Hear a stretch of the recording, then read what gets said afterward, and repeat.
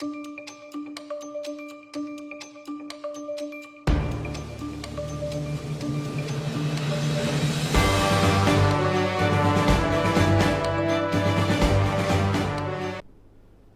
and welcome to the Lens at 177. And in today's day and age, bringing up a child is a tough task.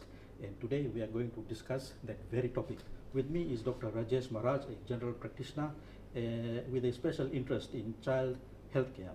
Dr. Maharaj, you have also been a president of Fiji Fiji General Practitioners Association. My first question to you, knowing that you have a vast experience in this field, what is the best parenting style to follow to raise a child in this day and age? Well, the research recommends authoritative parenting style, whereby parents set clear guidelines and expectations with emotional support. So this basically entails this harmonious interaction in integration of nurturing and emotional support. Mm-hmm. Does corporal punishment fall in? No, not at all. Not at all. It's just as I said.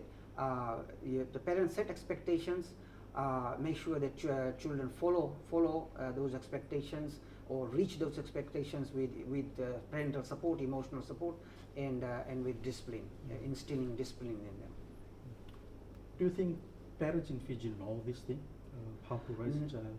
I don't think they know enough. I think we need to educate our parents more about parenting guidelines, and I am committed to this, and I'm gradually now taking out more time to speak more to the media and social media and talk about parental guidelines, and hopefully we are able to inspire our parents to learn and nurture and bring our children in a very loving and caring manner, and also focus on discipline.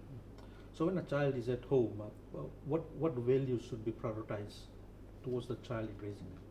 Oh, I think the values that are there that are important are that of honesty, respect, responsibility, gratitude, compassion, fairness, kindness, and speaking in a very pleasing manner. These are very basic important values that children need to learn, and they need to respect their parents, respect their elders, and learn to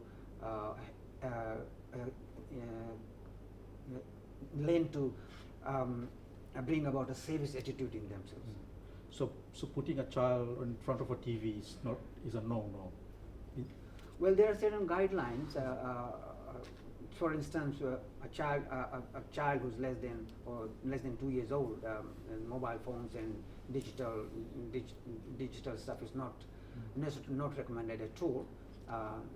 But there are guidelines are there, which need to be followed. And how do you handle a child who throws tantrums all the time towards the parent? One needs to understand what is the cause of those tantrums. It's often that the child is frustrated, is not given that love and care. So in those cases, we need to embrace the fact that we need to provide love and care to the child, and the child needs to feel very comfortable, and we also need to see whether the home environment is adequate or not, and perhaps seek advice and discuss either with a counselor, with a doctor, and who will be able to advise. Then there are children who are very quiet, they sit in a corner. So how you can help a child who is unable to express himself or herself in the house?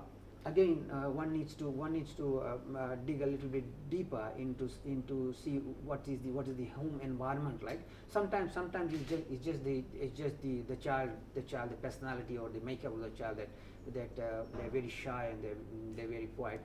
So involving them in activities, doing activities together. Say taking them out to a playground, taking them out to a retreat, sitting together with the family members, and also trying to understand that why is it that the child is not expressing much. So encouraging, and with encouragement and with with engaging your child in activities that you do, and take the child out to playgrounds and to natural parks and things will help a lot. And what happens if this interaction is not there? Then you need to seek an advice of a counselor or a child psychologist. And do the parents have to be blamed for not interacting with the child? No, we do not want to do that. It's just a matter of trying to establish what is the problem. Why is that the child is very quiet and not interacting. Sometimes there can be medical reasons as well. And if the child has hearing problems, then that could be a problem. So yes, you do need to take our advice and seek assistance, and then we will be able to guide you through. So from what age can a parent or parents start instilling self-confidence in a child? Well, the brain development, as you know, it takes place even while the child is in the womb. The child starts at around 7 months of pregnancy. The consciousness of the child develops, and the child starts to react to stimuli, and brain development continues after the child is born. And in the first 5 years, 90% of the brain is developed. So in that first 5 years, human interaction is very important. Parents, caregivers, guardians, they need to interact with the child, talk to the child, play with the baby, and avoid if they are less than 2 years old, avoid use of mobile phones altogether. If they are between 2 to 4 years old, then it's just one hour per day. And yes, as I already mentioned, a lot of human interactions. Mm-hmm. We'll talk about mobile usage in the second segment. But tell me, Doc, do children experience stress or tension? Yes, children do experience stress. They are also human beings like us, and they experience stress of schoolwork, homework, exams, parental expectations, expectations of the peers, having difficult relationship with friends, expectations of teachers. So they do experience stress, and there is a way to manage stress. I think open communication with parents. Parents should not act in a manner or whereby children are intimidated. The parents should allow the child to express whatever he or she wants to express, and the parents should respect their opinion, listen to them what they have to say, and give positive feedback, and let them open up. Right? And other factors that is important for stress management would be taking the child out into the nature, taking them out for a walk, taking them having a family time together, outdoor activities, sports. These things are important. So when a happy and a bubbly child suddenly goes quiet, is that a danger sign for a parent? It is a danger child. It is a danger child. The child could be going something acute or drastic. Something must have happened. So I think that's the time when they need a lot of emotional support. Dr. Maharaj, will take a short break and continue the discussion in part 2. Welcome back, Dr. Rajesh Maharaj, a specialist in child health in Fiji. Dr. Maharaj, let's talk about children's upbringing, and one of those things missing as results in Fiji show is the love for learning meaning reading, writing. How do you encourage that amongst children? Yeah, that's a very good question, Anish. We have to make learning fun and engaging for our children. Children we should not intimidate them, and make them realize the purpose of the study, the purpose of the school, and also we have to encourage them to read a lot. We know that reading culture, just because after the advent of the mobile technology, reading culture is really dying. And so we have to sit with our children, and we have to read to them, and let them read to us, and even their homeworks, their comprehension, their essays that they need to do. If the parents can help them, and that will foster encouragement and bonding. So I just like to focus a little bit more on reading, because Anish, if we do not read, we do not learn. So this is one aspect of learning that children need to really realize and understand, that reading is absolutely necessary. They should be reading every day, and it is so much a exercise plus a stimulus to our brain. The more we read, the more stimulus is there for the brain, and it really fosters good learning. So some of the benefits of reading I want to mention so that our parents understand, our students understand, because if we know what benefits are there, we will definitely be more inspired to read. So as I already mentioned, reading strengthens our brain, it reduces stress, it expands knowledge, it enhances creativity and imagination, it improves our memory, it improves concentration and focus, it improves vocabulary, it improves communication skills, and overall improves mental health. So if our children and our parents know this, and if they sit down and read and encourage our children, the children have a long way to go. Because I've spoken to many high school students, and in Fiji it's very sad, and you will hear the same sentiment from lecturers at the university, that our students, they come out of high school, and majority of them, they don't have proper reading and writing skills. So this is something, because they are spending too much time on mobile phones and on digital gadgets, and they are not reading enough. It's one thing to advocate for reading, but it's a failure across the country, if you see it as you explained. So what role can government play to say, yes, we have to go big on this reading at school and at home? I think they have a program, the DIA program in the schools. I don't know whether it is still practiced or not. Drop everything and read. I think I will just taking into consideration other social problems that is there in our country today. I am a strong advocate of family values and family meetings. I think the government, the Ministry of Education, Ministry of Health, NGOs and faith-based organizations, we should all try and encourage and try and come up with a national strategy where in every home we try and encourage parents to sit down with children and every day have family meetings.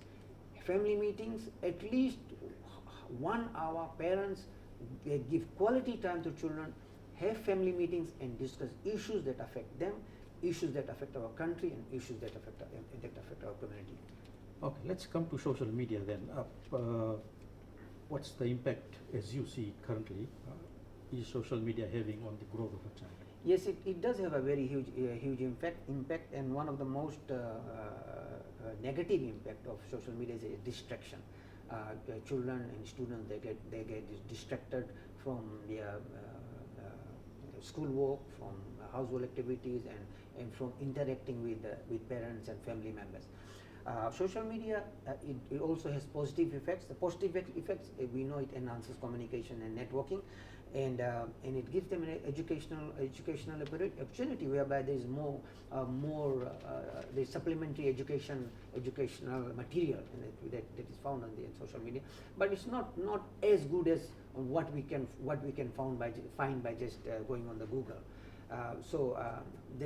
Unfortunately, the negative effects are many and more pronounced than the positive effects. And as I mentioned, we have distraction. Addiction is a very huge problem. The medical fraternity is now facing a problem of mobile phone internet addiction, internet addiction, and social media addiction. And it has got to do with the basic addiction mechanism that is there in the brain. The more we go into the social media, the more we start to like it, then the more secretion of dopamine in the brain. So we just get addicted to it more and more. there are ways to discourage our children from spending too much time on that, and engaging them in other positive activities. And there are mental health issues as well, such as anxiety and depression, excess use of social media. We are seeing that now. Loneliness, low self-esteem, sleep deprivation, and poor academic performance. So yeah, the situation is pretty bad, and I think parents need to be mindful that they must restrict the mobile phone use in children, and they must sit down with children with putting their phones away, unless if there is some reference that needs to be done about a particular subject matter, and we need to go on the Google and find something, that's okay. But otherwise, we put the phone away, and we just try and sit down with the children, talk, discuss issues that affect them, and try and increase the bonding. Have parents brought children into you for you to have a look in relation to a child having addiction to social media and stress? Yes, we are seeing, and just by talking to them, or just by examining the child, seeing the child, the degree of distraction they have there, because too much of mobile use and too much of being on social media, it decreases your attention span, and these things are all now very well studied. And in fact, those parents who are listening to our interview, I would encourage them that please just go onto the Google and find out, read for yourself the negative effects of excess mobile use and excess social media. So yes, we see, and they come with different problems, schoolwork, concentration, and sometimes children become increasingly angry and hyperactive because of social media and excess mobile phone use. So if you were the Minister for Education, what would be the guidelines for social media usage or phone usage for children? Well, the guidelines are clear. There is WHO guidelines are there. WHO guideline from a pediatric perspective, children less than 2 years of age, they should not be given any electronic or any digital gadget. No TV screen, no mobile phones. Unfortunately, a lot of parents, they because there is nobody to look after the child, and just they don't have time themselves to spend with the child, so they just provide them with a mobile phone. That is very, very dangerous. That should not be done.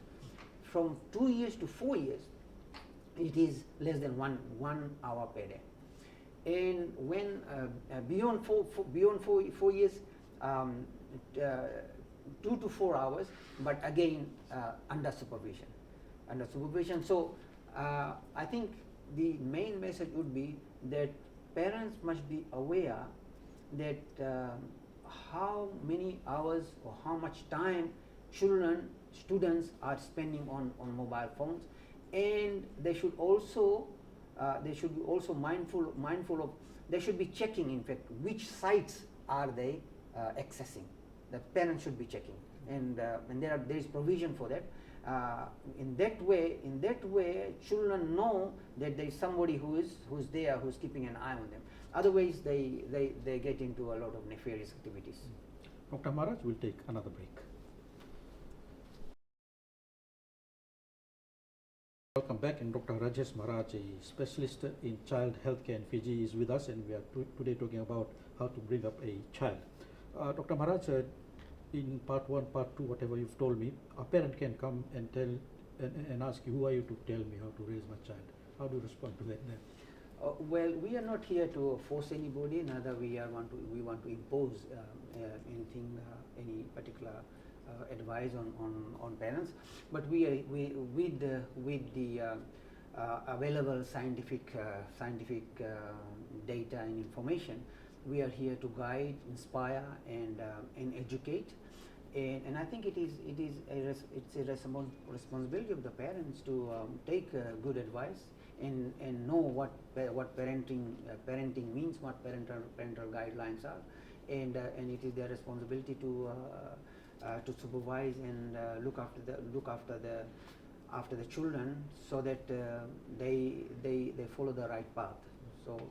So it's if we do that in sort of loving and in a non-authoritative manner, I'm sure parents are more than happy to take the advice and take on board the available scientific information and data that can be applied in terms of nurturing and educating the children. There are children who are quick learners and some are slow learners, but at what age does a child start to know what is right and what is wrong? When a child is 12 years old, then he or she is considered an adult, and he or she can be given full responsibility of either taking care of another child or taking care of a premises. But when children are in primary school, at that age, they begin to understand responsibility and interaction with other members of the community, and gradually their maturity and their responsibility or the understanding of responsibility increases until they are full-grown adults at 12 years of age, and when they can be given full responsibility in a number of things. A child spends 8 hours in school. What responsibility do the teachers have, in your view, in the rearing of a child? As we all know, the teachers, they play an academic role, which is a primary role.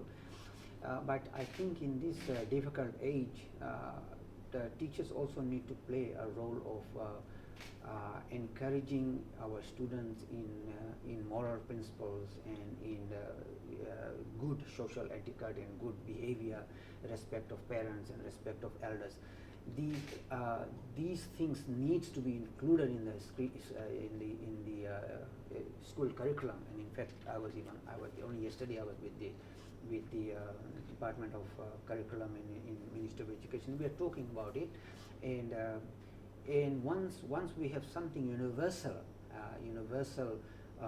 by that I mean that something that is accepted by all different faith groups, and of course the moral principles and religious principles, and these are all universal. We just need to come up, or we need to formulate it, and then have it available for teachers, so that they can teach this in our schools, because we really need to train our children. We need to train our children. We need to train our students, our children, and our citizens to be responsible citizens of the country.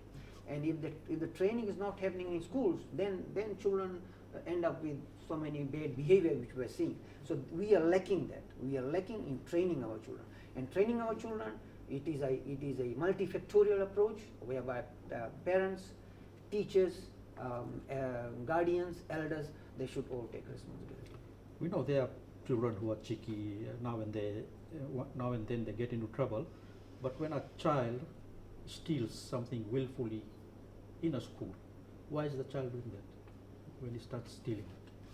Well, the problem is because the child has not been taught the right values from an early age, and the parents haven't taught the child the right values, haven't told the child what is the right thing to do and what is wrong. I think children need to be told. Just like when we are trying to bring up our children and nurturing and guidance, a lot of children, a lot of youths I have seen, Anish, in the community. A lot of them, they have a lot of potential, but the nurturing and guidance and protection is lacking.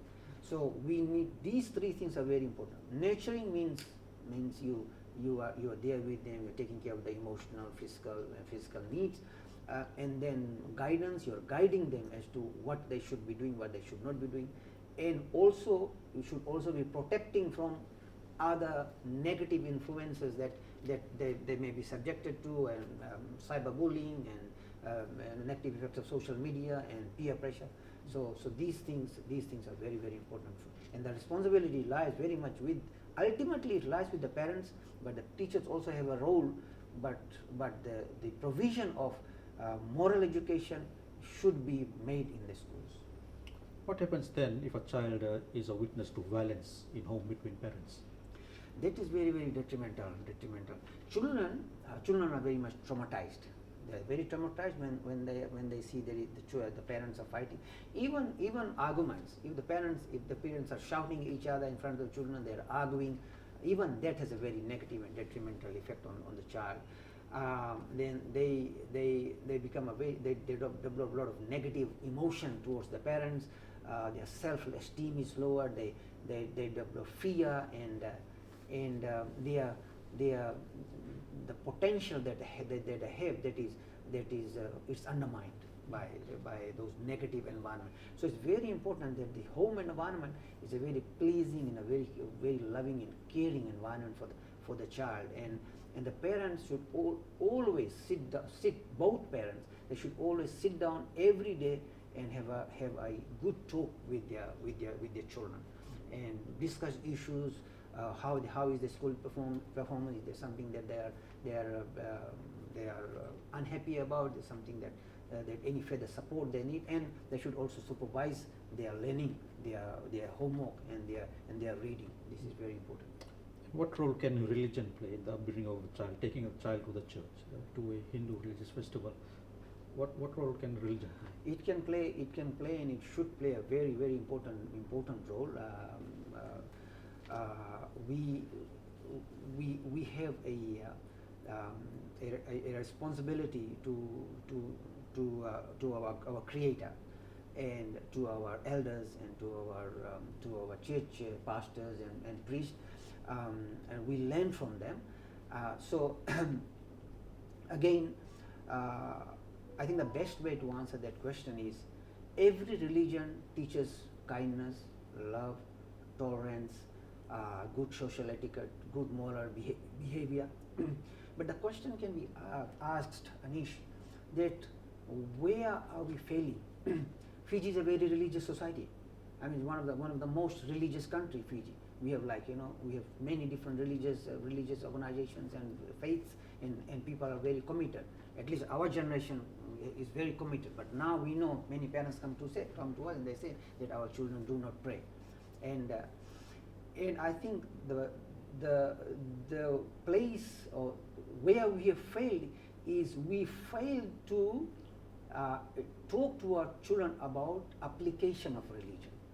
Religion, as I said, teaches all these good qualities, but these good qualities, it needs to be enhanced and nurtured in a particular child, and there are ways of doing it, and parents, and that's where parental guidelines or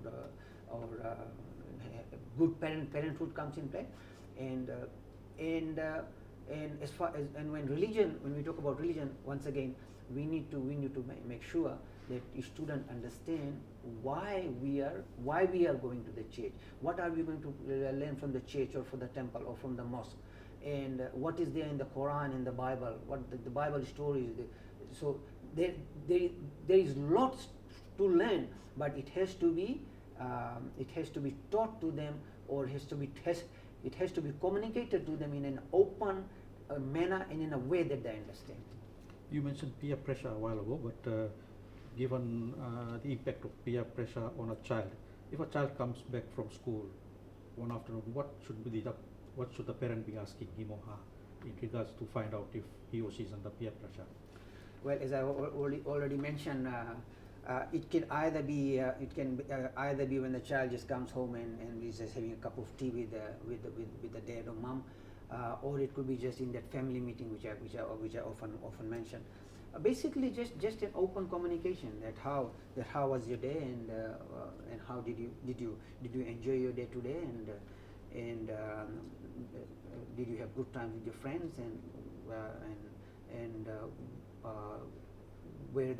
are there any problems that you like to share, or any difficulties that you encountered today? So I think that that rapport, we need to build that rapport, and then we need to build that relationship where there is open communication. Often we see the problem is with a lot of parents that they just impose certain things on the child. They say this needs to be done, homework needs to be done, but they do not see for themselves whether they're actually doing it, or they do not attend to the difficulties that they may be having, and they are not communicating enough. And we see in Fiji a huge problem is like this kava drinking. Like, so many times the men folk, they will just go out of the house and then spend hours and hours and hours drinking kava, or they will go to parties and they will waste their money unnecessarily, but they don't have time for our mothers and for our children. So this is something where the men folk needs to realize, the parents need to realize that you need to have a very, very open communication with your child, and where the child opens up, and if there is any difficulty, the child shares his problem. I personally have allowed my children to do that, and even to date, they will, if there is any difficulties, they will share with me. They'll say that, Dad, we had this is the problem, and I'm having a difficulty making this particular decision. What do you think? So this is something that so it's all about that trust, that openness, and that that open communication that we need to do with them.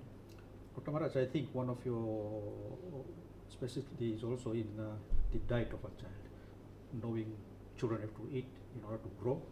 What's the best recommendations? How can parents ensure that their child are eating the right thing? That's an important question and issue as well. Diet, as I already mentioned, in the first 5 years, the 90% of the brain development takes in the first 5 years. So from the very beginning, as much as possible, mothers should be breastfeeding the children, and as much as possible avoiding ultra processed and very processed food. But in Fiji, because we have abundance of staple foods, we have abundance of seasonal fruits and vegetables, just like now we have abundance of avocado. Avocado is such a healthy food, but so many students and children, they don't like avocado because perhaps because it's not very tasty, but you have to acquire the taste. But what needs to be done, children need to be told from an early age that what are the health benefits. That why we are asking you to eat the pawpaw, why are asking you to eat the banana, why are you asking you to eat the avocado? Because of the health benefits. Not only children, in fact the adults as well. Even the adults, the general statistics worldwide is about only 10% of people are eating the recommended five servings of fruits and vegetables a day. So people are too much into eating processed food and too much eating fried food and meat. So I think balanced diet is very, very important. Children should have a very good breakfast, which should include fruits and whole grains, porridge, milk, and then a very good dinner. And they should be eating salads. They should be eating seasonal fruits, and vegetables, and eating on time is also important. Sometimes we see that the children they eat too much of one thing, and they eat at odd times. They will not have dinner early, but they eat dinner very, very late. And we have also seen that the children again the use of mobile phones and spending too much mobile addiction and internet addiction. They're so much into internet and mobile phone, and because addiction is there, their studies, their diet, their nutrition, their exercise, and bonding with the parents and talking with family members, it's all restricted, is neglected. So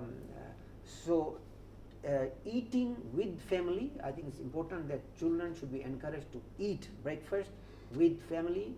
We should, if there is time constraint, we should all wake up half an hour earlier than what we are doing now, and have that half an hour, at least 20 minutes for eat together, breakfast, and come home dinner, eat together, and I've also seen that a lot of children and even adults, in Fiji, they eat a lot of noodles, biscuits, snacks, and processed food. Parents, they work very hard to cook. They'll cook, good, nice food, vegetables and curry and roti and rice, but they just don't want to eat it.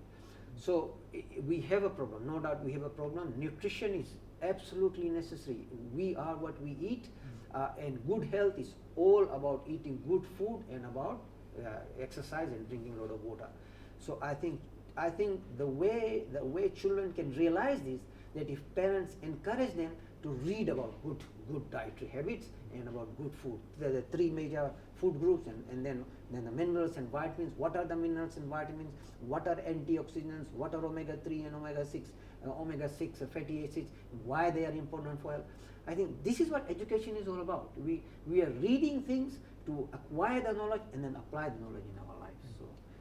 So this is my advice. Dr. Rajesh Maharaj, thank you for speaking with us and giving us some free advice without charging us. All the best. That's all right. Thank you so much. It's my pleasure.